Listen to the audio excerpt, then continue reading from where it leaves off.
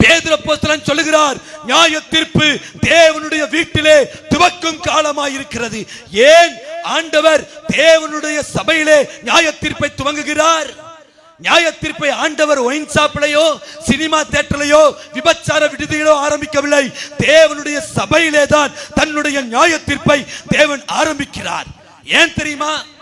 தேவனுடைய சபையில தான் தேவனை அறிந்தும் துணிகரமா பாவம் செய்யறவங்க இருக்கிறாங்க. ரட்சிப்பை குறித்து கவலையற்றவர்கள் சபையிலே இருக்கிறார்கள்.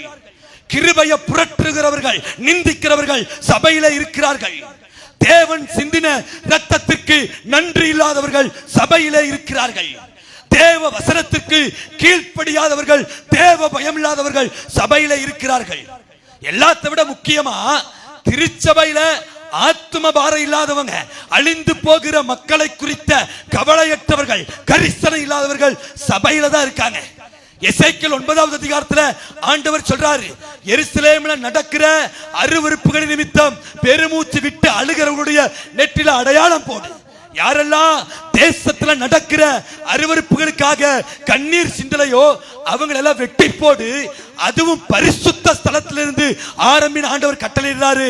அவர்கள் பட்டயத்தை உருவின அந்த தூதர்கள் மூப்பர்களிடத்திலிருந்து தொடங்குறாங்க. காதுகளை தயவு செய்து கூர்மையாக்கி கவனியுங்கள்.